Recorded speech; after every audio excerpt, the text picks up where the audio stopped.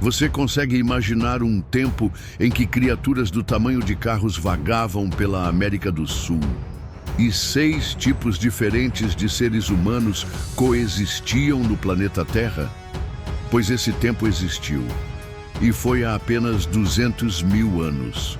Nosso continente era o lar de animais que não existem mais, como o Toxodon, um gigante herbívoro de 1.500 quilos, que mais parecia um cruzamento entre um coelho e um rinoceronte.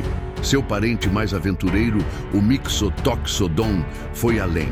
Atravessou o Istmo do Panamá e chegou até o sul dos Estados Unidos. Eles dominaram as paisagens do Cenozoico por milhões de anos, até desaparecerem repentinamente há apenas 10 mil. Foi Charles Darwin quem estudou o crânio de um Toxodon. Confuso, ele descreveu aquele crânio imenso, com dentes de roedor, como uma das coisas mais estranhas que já havia visto. E isso ajudou a inspirar um dos maiores livros da ciência, A Origem das Espécies.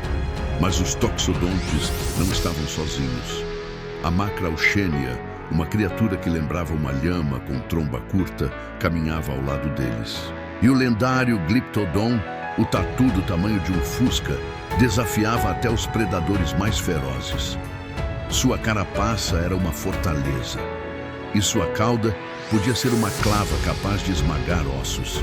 Mas nenhum escudo os protegeu do predador mais letal que o planeta já conheceu, o Homo sapiens. Sim, 200 mil anos atrás, o mundo era habitado por 6 espécies humanas diferentes. Eram tempos de convivência, de diversidade e de competição.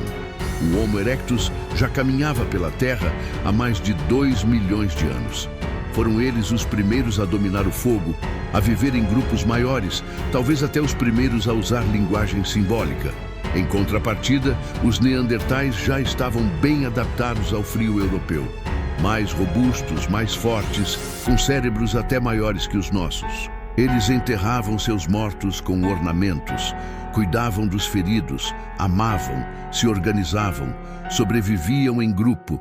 Eles não eram brutos, eram humanos, de um tipo diferente, mas humanos. Na Ásia, os misteriosos denisovanos deixaram fragmentos de DNA em nossos corpos, mas quase nenhum fóssil. Em ilhas distantes, os pequenos hobbits da espécie Homo floresiensis viviam isolados, medindo pouco mais de 1 metro, mas tão humanos quanto os demais. E entre a Europa e a África, o Homo heidelbergensis talvez tenha sido o elo entre os neandertais e nós. Mas onde estávamos nós, os Homo sapiens? Surgimos no leste da África há 300 mil anos. E naquela época, não éramos os únicos, não éramos dominantes, nem especiais. Mas tínhamos algo que nos fez conquistar o mundo, com lanças, flechas, organização e talvez sorte. Fomos colonizando terras, atravessando oceanos, expandindo para além do imaginável. E por onde passávamos, criaturas gigantescas desapareciam. Coincidência ou consequência? Os fósseis não mentem. Eles contam uma história silenciosa, mas poderosa. Uma história de extinções em massa, migrações humanas e hibridizações entre espécies. Uma história em que nós não somos o ápice da evolução. Apenas mais um ramo de uma árvore muito maior. Hoje, temos o privilégio de carregar em nosso DNA fragmentos dessas humanidades perdidas. Mas também temos a responsabilidade de lembrar que eles existiram, que caminharam, sonharam, lutaram e desapareceram.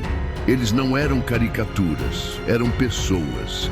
E se olharmos com atenção, talvez ainda possamos ver seus traços em nós, nos nossos gestos, nos nossos medos, nas nossas memórias mais profundas, porque no fundo a história deles é a nossa.